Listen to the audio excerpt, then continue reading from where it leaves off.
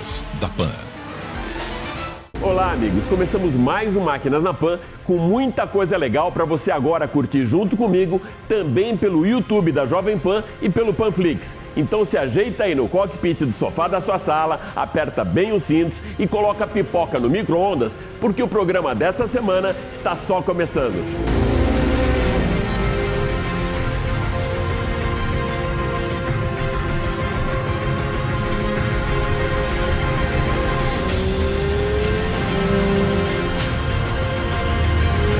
Covid-19 e paralisação dos fabricantes de automóveis. Mas nem tudo está parado, já que a grande maioria das montadoras colocaram a sua linha de produção nessa briga contra o coronavírus. E para entender um pouco melhor desse tema, a gente convida aqui hoje para estar no estúdio da Jovem Pan o presidente da GM para a América do Sul, Carlos Arlenga.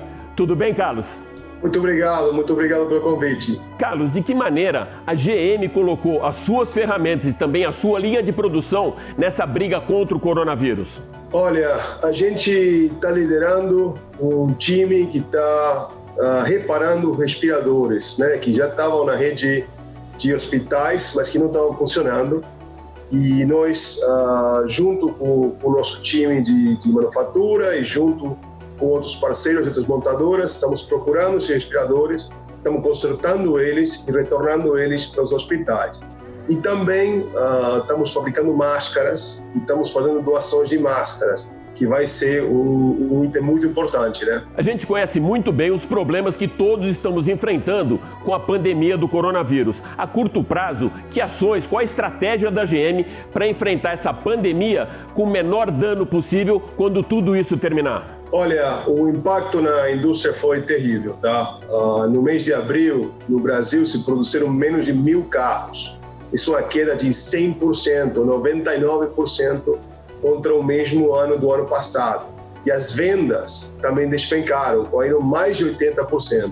Foi um momento muito difícil para a indústria. O mais importante é a caixa, é preservar a caixa e fazer que a cadeia de fornecedores seja paga, tá? Porque senão você vai converter um problema de liquidez em um problema de solvência. Isso é a parte mais difícil que nós estamos lidando agora na nossa indústria. Carlos, aqui na Jovem Pan, há algum tempo a gente já fala em transformação digital e a Jovem Pan foi uma das primeiras rádios que virou TV. Dentro desse contexto, que ferramentas que a GM está utilizando do lado digital para colocar à disposição dos consumidores? Você sabe que a GM é pioneira em conectividade, né, nos carros, tanto com o nosso OnStar, como tendo Wi-Fi nos nossos carros, quer dizer, a conectividade sempre foi uma parte-chave, com que a gente sempre tem um olho no digital. Nós estamos fazendo transações hoje 100% digitais, onde os clientes não precisam ir na concessionária para comprar um carro, nem para entregar usado, nem para ser aprovado no crédito. Então, estamos conseguindo fazer tudo 100% online. Carlos, você tem uma visão muito global. Você já passou pelo Oriente Médio, pela Europa, pela Ásia e pelos Estados Unidos. Então, de uma maneira bem global e também especificamente aqui para o Brasil, como que você vê o cenário do mercado pós-pandemia? Olha, eu acho que ninguém tem visto uma coisa similar ao que estamos vivendo hoje do ponto de vista do impacto econômico, tá? Eu acho que nós estamos voltando para trás quase 30 anos na nossa indústria, globalmente, mas especialmente no Brasil, tá? Os níveis de atividade têm caído tanto que você tem que voltar 30 anos para achar uma coisa assim. O que acho que vai vir agora vai ser a parte mais difícil. Por quê? Isso não vai ser uma crise de curto prazo, tá? O impacto econômico que já aconteceu realmente vai fazer um impacto enorme nas montadoras. Você sabe que basicamente o setor consolidado tem dobrado a sua dívida financeira. Essa dívida vai ter que ser paga, tá? Então eu acho que vai ter menos investimentos no futuro. Eu acho que a recuperação vai ser lenta, não vai ser questão de poucos meses. Estamos falando de uma recuperação de 2 a 5 anos, tá? Então temos um cenário com muita falta de certidumbre para frente. Nós da GM vamos continuar fazendo o que a gente sempre faz, né? Tentar investir e lançar produtos que os nossos clientes estão procurando. Mas vai ser um caminho difícil. Com o coração muito dividido entre Argentina e Brasil, hoje você é praticamente meio argentino e também meio brasileiro, já que vive aqui no nosso país. Eu queria que você deixasse uma mensagem para o povo brasileiro. O que eu tenho visto realmente em todos os países da América do Sul, na Argentina, no Brasil, solidariedade, né? E um grande trabalho em conjunto para tentar passar por essa pandemia. Realmente tentando ajudar aqueles que mais precisam e também tentando ajudar o sistema de saúde nessa situação. Então, eu fico muito empolgado com isso. E isso fala um pouco de como somos como povo, né? E como somos como pessoas que fazem uma diferença enorme para frente. É isso que eu fico de otimista. A parte econômica a gente conserta com o tempo. Nós conversamos com o presidente da GM para a América do Sul, Carlos Arlenga, que trouxe, além desse lado todo técnico, um raio-x do mercado, também um lado muito humanitário. Super obrigado, Carlos, por estar com a gente aqui na Jovem Pan. Obrigado a vocês.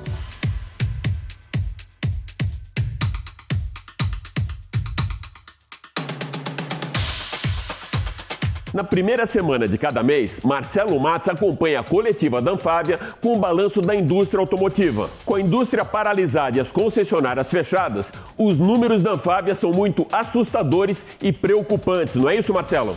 Exatamente, Alex. E um outro dado extremamente preocupante, no mês de abril, o setor automotivo registrou a produção de apenas 1.800 veículos.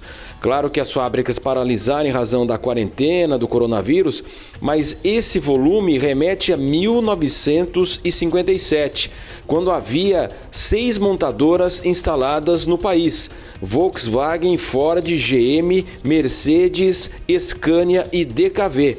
E a grande preocupação do presidente da Anfávia, Luiz Carlos Moraes, além de toda essa questão financeira, essa crise derivada do coronavírus econômica, também a crise política que afeta nesse momento o Brasil. Vamos ouvi-lo. Parte dessa desvalorização exagerada não é econômica, ela é política, ela é crise institucional, e que os agentes que infelizmente deviam estar trabalhando de forma coordenada estão prejudicando ainda mais a economia. Infelizmente, nós temos pessoas, políticos, que ainda não perceberam a gravidade da situação e as consequências dessa crise. E eu acho que parte dessa instabilidade no sistema financeiro, na economia, poderia ser evitada se a gente tivesse uma ação coordenada e se a gente pensasse no Brasil. No acumulado de 2020 até abril, o setor já registra queda de 40% na produção, 587 mil contra 965 mil veículos no mesmo período de 2019. Luiz Carlos ressalta que o setor busca uma saída financeira para atravessar a crise, não apenas para as montadoras, mas para toda a cadeia automotiva. A nossa proposta não usa dinheiro público. Nós estamos desenhando uma proposta com um esquema de garantias que a gente usa a liquidez do sistema bancário brasileiro, o dinheiro que já está no sistema, na liquidez do sistema, e que a gente não está pedindo subsídio da taxa, porque a gente entende que não é o momento de ficar falando em subsídio de taxa para a montadora. E esse, vamos dizer assim, conceito de garantias que a gente está propondo é uma forma de que a gente usa a liquidez do sistema, usa as nossas garantias com ativos que nós temos e o BNDES dá garantia para o sistema bancário. O presidente da Anfávia apresentou a proposta ao Ministério da Economia, que contaria ainda com um fundo garantidor com créditos tributários de 25 bilhões de reais que o setor tem a receber dos estados pela compensação das exportações. Ainda há 55 fábricas paralisadas no Brasil e 95 mil funcionários fora das linhas de montagem. E, claro, voltarão com protocolos de segurança, mas, sobretudo, com o retorno também das vendas. São Paulo representa mais de 27% do comércio do Brasil. E em abril, o mercado paulista caiu 99% com as concessionárias fechadas.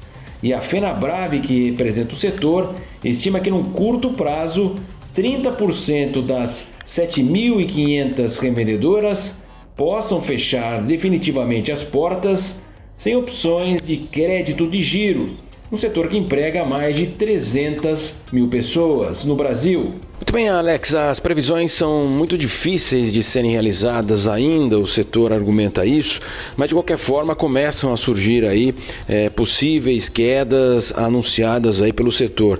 O Brasil esperava, as montadoras esperavam produzir 3 milhões e 50 mil veículos em 2020, seria uma alta aí em relação às vendas até de 10%, claro que isso mudou completamente, mas dessa produção de 3 milhões e 50 mil veículos, há uma expectativa de uma queda de 1 milhão e 200 mil veículos. O Brasil tem capacidade para produzir 5 milhões de veículos anualmente. Então, haveria uma ociosidade de 3 milhões, uma situação bastante delicada, portanto, ao que tudo indica, o setor automotivo terá esse ano extremamente desafiador, não apenas o setor automotivo, mas toda a indústria, todos os setores muito atingidos por essa pandemia mundial mesmo.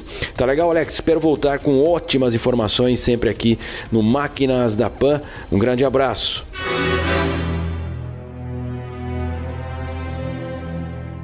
E agora, depois desse tsunami viral, com todos na briga contra o inimigo invisível, vamos dar aquele momento relax no programa para falarmos de um tema que eu curto demais. Os carros dos grandes filmes da telona que envolvem tecnologia, espionagem, agentes secretos e Bond, James Bond.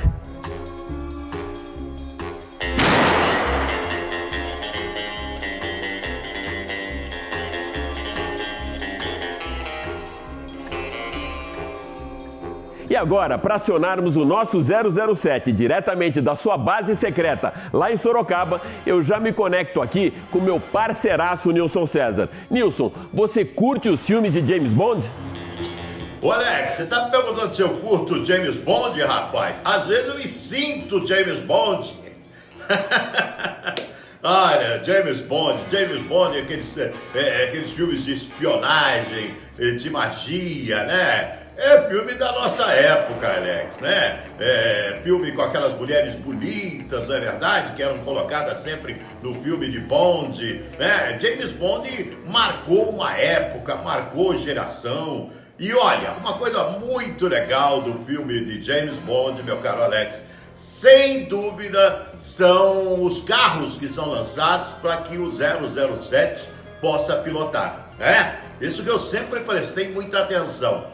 Os carros são lançados no filme de James Bond para que o 007 pilote, né? É muito legal. James Bond faz história, né? Filme que faz história. Os filmes de James Bond acabam fazendo história da nossa geração. Sempre curti, sempre curto, e quando passa alguma coisa de James Bond, tô lá, tô vendo de novo, viu, Alex?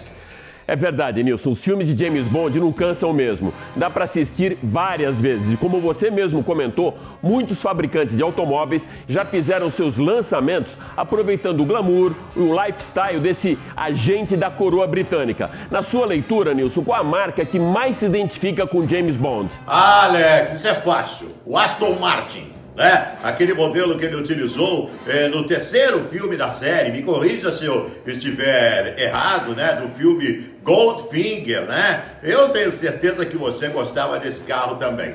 Eu sempre gostei, era o assento ejetável, lembra disso, né? Esse é o carro que eu escolho, sem dúvida alguma. Sabe quem gostava demais de Aston Martin?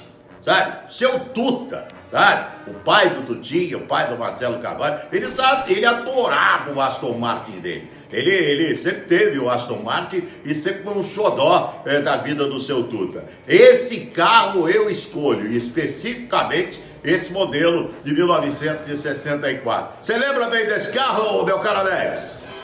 Eu lembro sim, Nilson. E o meu é o mesmo que o seu. Acho que para todos que são old school, como nós, o DB5, que representa uma era, né? E foi lançado no Goldfinger, para mim é sem dúvida o mais icônico.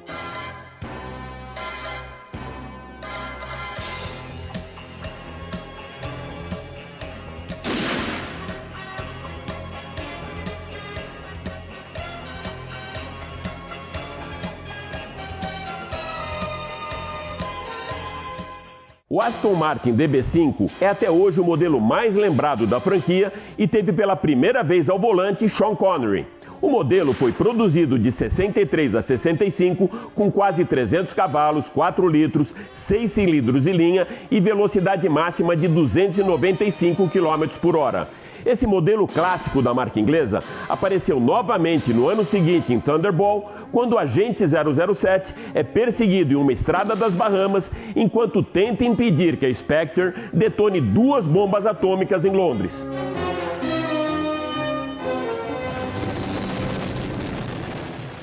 Em 1995 marcou o ano da estreia de Pierce Brosnan como agente da rainha britânica em GoldenEye. O icônico DB5 trava uma bela disputa lado a lado, curva a curva, contra a Ferrari F355, pilotada por uma das belas vilãs do filme. Em Skyfall, Daniel Craig se reencontra com o Aston Martin DB5 quando utiliza como escudo para se proteger das metralhadoras dos bad guys do filme, lançado em 2012.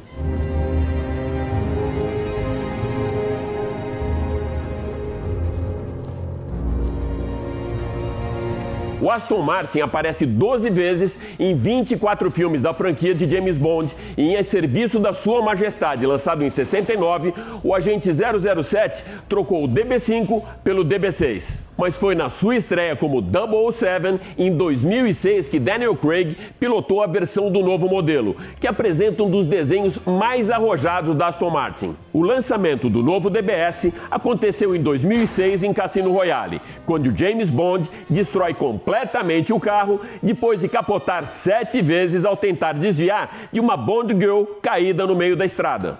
2 anos depois, o modelo ainda voltaria à telona no filme Quantum of Solace. E para completar a lista, Timothy Dalton utiliza o V8 Vantage 007 marcado para morrer. E Pierce Brosnan, o Aston Martin V12 Vanquish, no 20º filme da série, Die Another Day, durante uma perseguição no gelo. O filme mais recente da franquia foi lançado em 2015, Spectre, que termina como tudo começou, com James Bond conduzindo o emblemático Aston Martin DB5, que tem a preferência da maioria, inclusive de Bond, James Bond.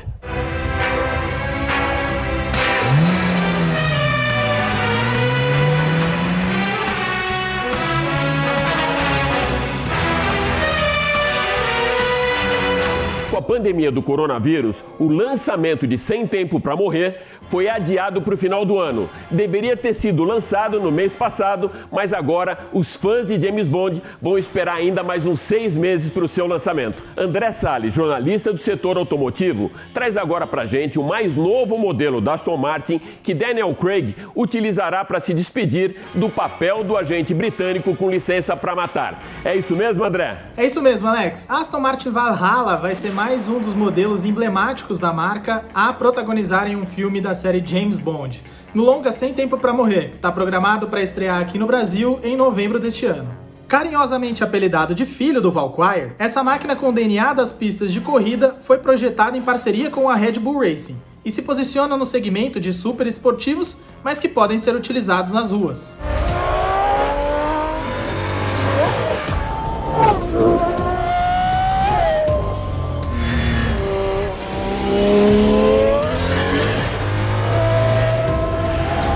Tanto Valhalla quanto Valkyrie se referem à mitologia nórdica e mantém a tradição da Aston Martin de batizar os seus carros de alta performance com nomes que começam com a letra V. Com um visual arrojado e futurista, o Valkyrie prioriza baixo arraste aerodinâmico.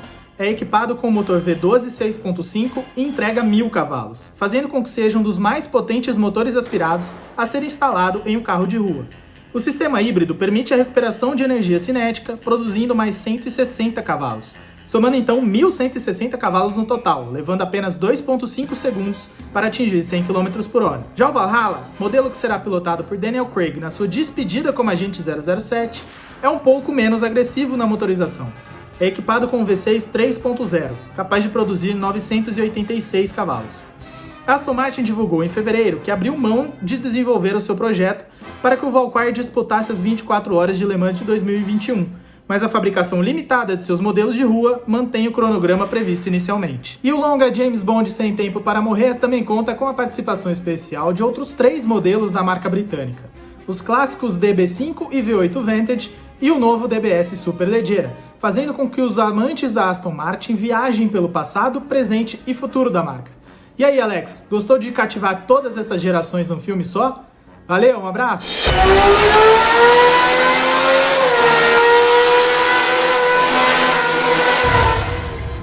E para finalizar o programa dessa semana, Henrique Pereira, engenheiro e consultor automotivo da Mecânica Online, vai trazer agora para a gente dicas muito importantes para você cuidar do seu carro durante esse isolamento social. Não é mesmo, Henrique? É isso aí, Alex. Nós estamos aqui na garagem da minha casa, na verdade, e aqui atrás eu tenho meus carros, carro de meus filhos, da esposa e o meu mais ao fundo. No nosso caso, quando a gente precisa fazer uma compra, ir ao mercado, uma farmácia, alguma coisa de realmente a necessidade do carro, a gente está utilizando cada dia um dos 3 carros. Com isso eu faço com que ele se movimente. Então isso que é interessante. Você está movimentando esses carros uma vez por semana, por 15 minutos, levando ele na temperatura de trabalho. Uma volta próximo à sua casa é o suficiente para que você não tenha problemas com o seu carro. Se for inevitável, o carro vai ficar parado, você não tem como fazer movimentar esse veículo. Então o primeiro item de importância é a bateria do carro. A bateria ela se descarrega porque existem componentes eletrônicos como alarme e outros que acabam consumindo a carga dessa bateria enquanto ligado. Então uma solução seria você desligar o polo negativo da bateria, soltando com uma chave, deixando ele aberto aqui protegido. Com isso eu tiraria a energia do carro e eu evitaria perder a bateria nesse período. Com relação ao combustível, é interessante deixar no tanque um nível bem baixo. Não é legal você encher o tanque até em cima, porque a gasolina que vai ficar no tanque, se for gasolina, ela vai envelhecer. A gasolina, ela oxida, se torna preta, e essa gasolina envelhecida vai passar pelo sistema de injeção. Então isso não é muito interessante. É melhor deixar o nível do tanque baixo, mais baixo possível, menos de 1/4. E quando abastecer, colocar com gasolina aditivada, que tem um poder de envelhecimento menor, ou seja, ela vai durar mais tempo no tanque. Assim que acabar a quarentena e você voltar à vida normal, você pode encher esse tanque até com gasolina aditivada e rodar, porque aquele pouco de gasolina que vai estar no fundo do tanque, ele vai se misturar a essa gasolina boa e vai ser diluída e com o tempo sumir do teu sistema. Se for álcool, vale a mesma dica, deixa o carro com álcool baixo, mas o álcool ele não envelhece tanto quanto a gasolina, também envelhece, mas não tanto. Mantenha o nível lá embaixo, menos de 1/4. Parta o carro, faça com que ele funcione uns 15 minutos durante a semana, dê uma volta com esse carro pelo seu bairro para você poder consumir um pouco do combustível que está no tanque. Então com isso você vai evitar o envelhecimento do combustível e vai evitar depois ter um trabalho maior para fazer a limpeza do sistema de injeção. O pneu é um dos componentes que mais sofre quando o carro fica parado por longos períodos. Por quê? O peso do carro, ele se acomoda em cima da roda e do pneu, trazendo todo o peso para essa região, mesmo que dividido por 4, é um esforço bastante grande. Então se você deixar o carro nessa posição por um período muito longo, você pode ovalizar o pneu. E como é que a gente resolve isso? Uma vez por semana, a cada 15 dias, sim, é necessário movimentar o carro. Faz uma marca na parte de baixo do pneu, anda com o carro para frente e para trás até que essa marca fique numa outra posição. E aí então você vai estar variando a forma que o pneu está sentado no chão. Se você fizer essa mudança a cada 15 dias, você não vai ter problema nenhum. Lembrando também que é interessante calibrar o pneu na carga máxima. No seu carro tem indicação de qual é a carga máxima de pressão que você pode botar nesses pneus. Então é interessante deixar ele na carga máxima, pelo menos durante o período que o carro ficar parado. Então, recapitulando, o carro parado deve estar limpo, coberto, para evitar qualquer dano à pintura. E na parte mecânica, rodar com esse carro uma vez por semana ou a cada 15 dias por uns 5 km, 15 minutos. É o suficiente para que o óleo e os outros líquidos circulem no sistema, para que o freio seja limpo, para que todo o carro funcione de uma maneira correta e parar ele novamente. Ou, se não for possível, pelo menos ligar esse carro por uns 15 minutos durante a semana. Sempre lembrando que ligar esse carro tem que ser feito em ambiente aberto, porque os gases são tóxicos. Você não deve fazer isso dentro de uma garagem fechada, dentro da garagem de um condomínio. Isso é um risco muito alto, é melhor então deixar o carro parado. Então, você fazendo essas dicas que nós passamos aqui, você vai ter teu carro bacana para o final da quarentena poder desfrutar dele com a sua família. Todos em casa, vamos obedecer a quarentena. Um grande abraço para vocês.